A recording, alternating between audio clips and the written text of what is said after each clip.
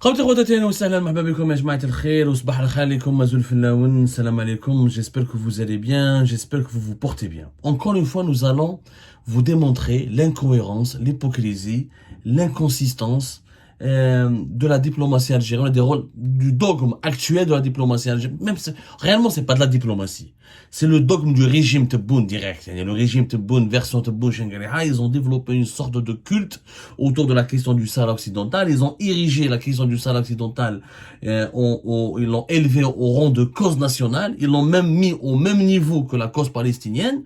Et le régime algérien nous fait croire que tous les pays où là il essaye de imposer la question du Sahara occidental dans l'agenda de toutes les discussions bilatérales qu'il entretient avec les pays étrangers et qu'il en fait une affaire d'État au point où il détermine sa relation, la qualité de sa relation avec les pays étrangers en fonction de leur rapport avec le dossier du Sahara occidental. Je finis avec l'Espagne, crise ouverte, bras de fer diplomatique, crise politique, des tensions géopolitiques importantes. Ça fait plus d'une année et demie que nous ne parlons pas aux Espagnols. La réconciliation qui était prévue le 12 février 2024 a été capotée à cause en partie du problème du Sahara occidental, dans lequel l'Algérie veut absolument forcer la main à l'Espagne pour qu'elle ne s'aligne pas sur la position marocaine, pour qu'elle arrête de reconnaître, pour qu'elle ne reconnaisse depuis le printemps 2024, l'Espagne reconnaît uniquement le plan d'autonomie marocain comme la seule option fiable et viable pour résoudre la crise du Sahara occidental. L'Algérie n'a pas aimé, n'a pas apprécié. Elle fait du chantage à l'Espagne, elle fait des menaces, de l'intimidation, du boycott, des sanctions économiques. Et cette politique radicale et brutale a un peu été changée, elle a été un peu atténuée, on va dire, avec le retour de l'ambassadeur algérien, avec la nomination d'un nouvel ambassadeur algérien à Madrid vers la fin de l'année, entre novembre et décembre 2023.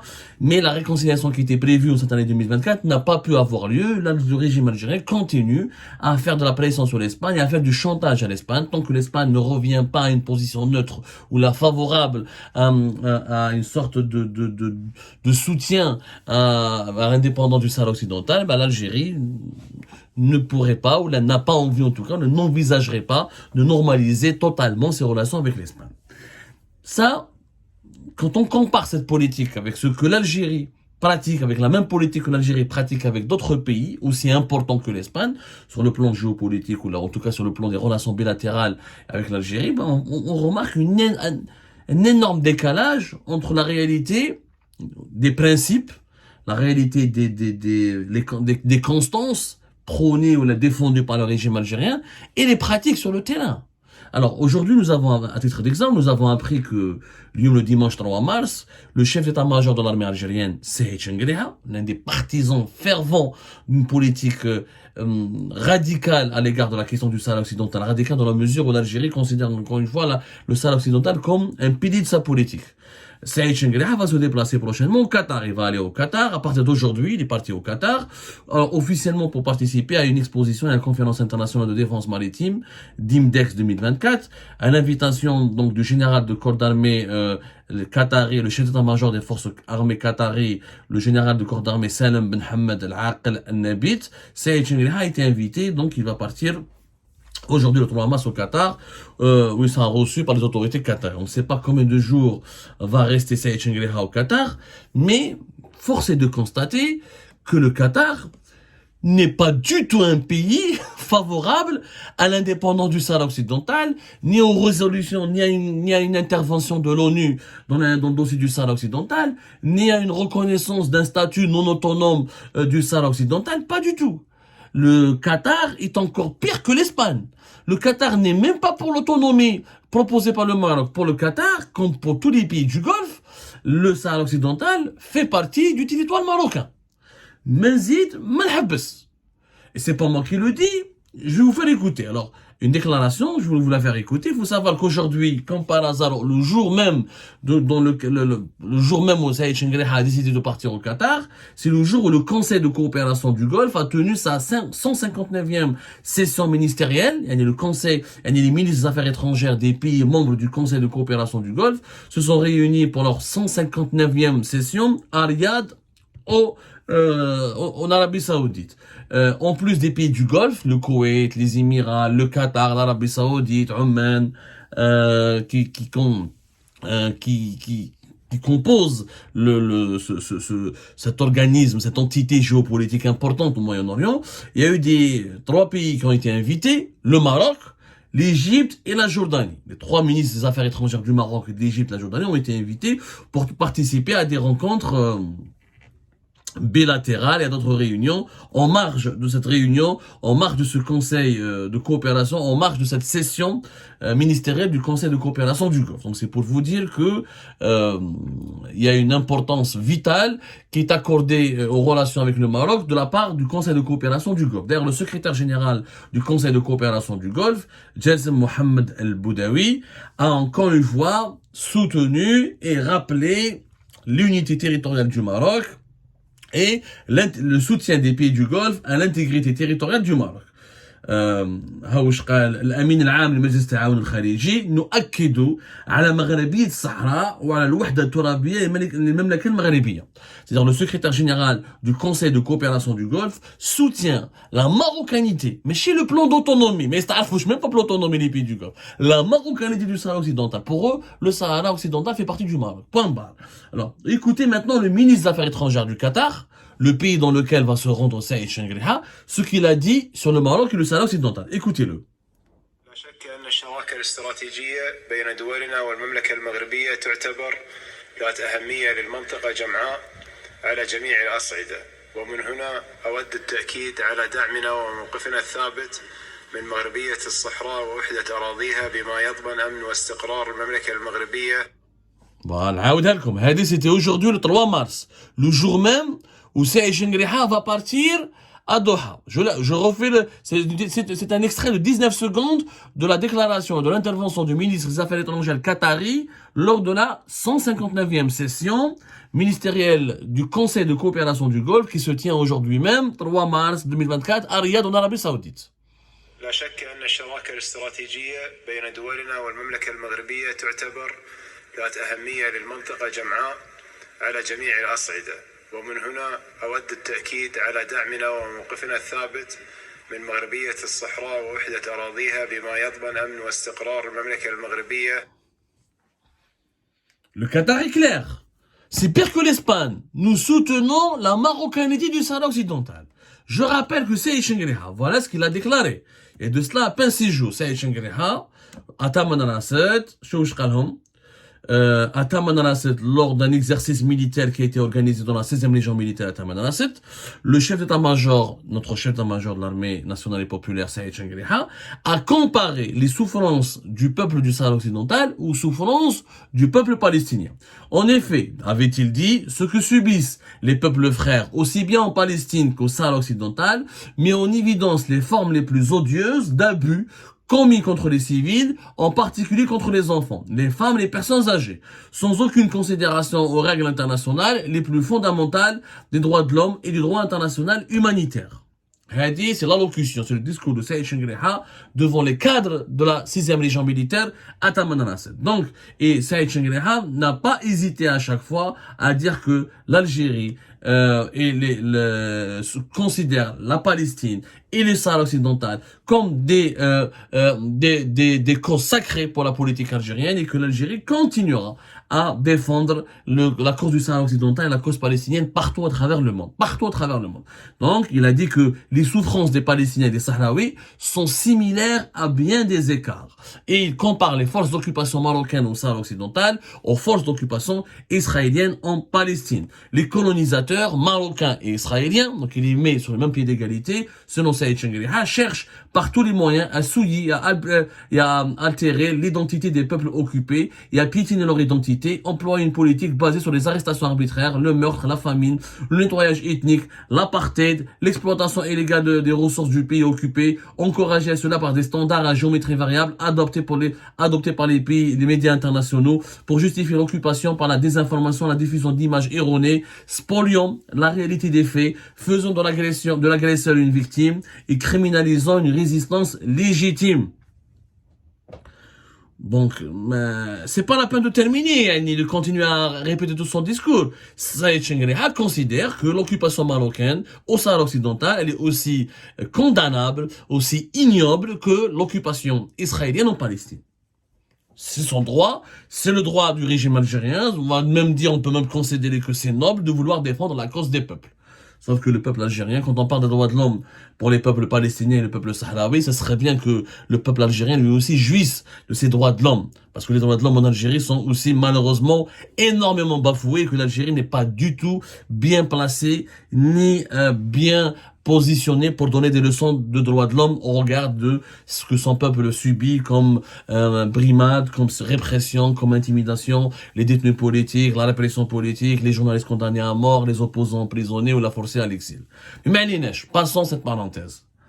Dans ce cas-là, si on applique la politique du régime algérien, l'Algérie devrait être critique, ou la devrait faire pression, ou la devrait s'engager dans des bras de fer ou dans des crises avec tous les pays qui soutiennent la marocanité du Sahara occidental, puisqu'elle considère le Sahara occidental comme une question aussi fondamentale que la Palestine.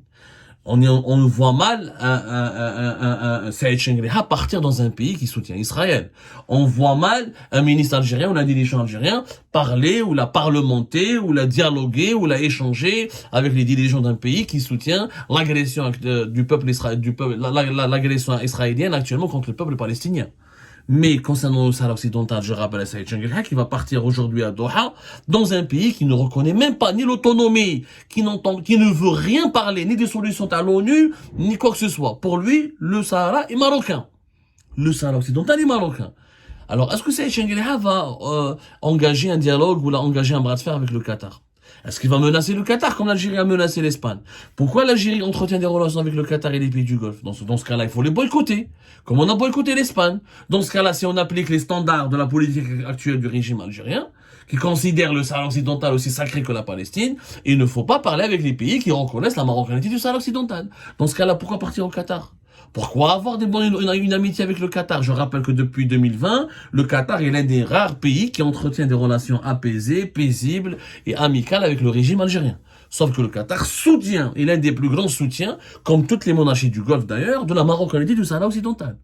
Donc, si on applique la doctrine actuelle, ces relations entre l'Algérie et les monarchies du Golfe dans le Qatar seraient anormales, seraient incestueuses, seraient malhonnêtes. Puisque le Qatar ne soutient pas, ne reconnaît pas, puisque le Qatar est l'ami de l'occupant marocain. C'est l'ami de l'armée marocaine, c'est l'ami du Maroc dont l'armée réprime, viole, maltraite la population du Sahara occidental. Alors pourquoi nous sommes amis avec le Qatar? Pourquoi l'Algérie est amie avec le Qatar? Qu'on explique. Je vous les incohérences. Les incohérences, les contradictions de la politique algérienne. Pourquoi on fait subir à l'Espagne? Pourquoi on ne ferait pas subir plutôt au Qatar ce qu'on est en train de faire subir à l'Espagne? Boycott économique, gel des relations diplomatiques, parce que le Qatar reconnaît la marocanité du Sahara occidental, alors que l'Espagne reconnaît l'autonomie. C'est moins grave. L'autonomie, au moins, il y a des prérogatives, il y a quelques libertés, quelques droits qui sont concédés alors aux populations sahraouies. La marocanité du Sahara occidental, il n'y a même pas d'autonomie. On considère que les Sahraouis, c'est des Marocains comme les autres. N'ont le droit à aucun privilège, à aucune prérogative. C'est encore plus grave. C'est une position plus radicalement pro-marocaine. Ça n'empêche pas le régime algérien d'avoir de bonnes relations avec le Qatar et de considérer le Qatar comme un ami. Pourquoi le Qatar serait un ami, l'Espagne non? On va me dire, oh mais l'Espagne c'est l'ancienne puissance colonisatrice du Sahara occidental. Tout ça c'est un prétexte fallacieux. En réalité, le régime algérien utilise la question du Sahara occidental, dont lui-même l'utilise à des géométries, dans des proportions dignes de la géométrie variable. C'est-à-dire que sa politique à l'égard du Sahara occidental, elle est elle-même appliquée à la géométrie variable, et que lui-même utilise ce dossier-là de façon totalement malhonnête. Quand il s'agit de l'Espagne, on fait de la pression et du chantage. Quand il s'agit des monarchies du Golfe, on fait du compromis, on se rabaisse et on accepte leur position. Et même on développe une amitié avec ces pays-là. C'est de l'hypocrisie totale. Pourquoi? Parce que le régime algérien n'est pas sincère. Le régime algérien n'est pas sincère. dans sa défense de l'accord du Sahara occidental, n'est pas sincère. Il se contrefiche du peuple sahraoui réellement. Il se contrefiche des droits des Sahraouis. Sinon, il aurait appliqué la même politique de façon constante. Pas d'amitié, pas de partenariat avec les pays qui soutiennent l'occupation marocaine. Or, les monarchies du Golfe soutiennent, dont le Qatar à leur tête, soutient l'occupation marocaine. En réalité, on utilise le dossier du Sahara occidental pour emmerder le Maroc, pour emmerder certains amis, certains pays qui préfèrent le Maroc à l'Algérie, qui préfèrent avoir des partenariats plus avancés avec le Maroc qu'avec l'Algérie, et pour se donner une sorte de faire-valoir, une sorte de tremplin sur la géopolitique, sur la scène internationale. En fait, le dossier du Sahara occidental, c'est juste un conflit qui permet à l'Algérie d'exister, d'avoir une position, soi-disant honorable, d'avoir une certaine existence sur l'échiquier géopolitique mondial, d'avoir une certaine valeur. Pour nous, c'est une façon aussi de bloquer le Maroc, de l'empêcher dans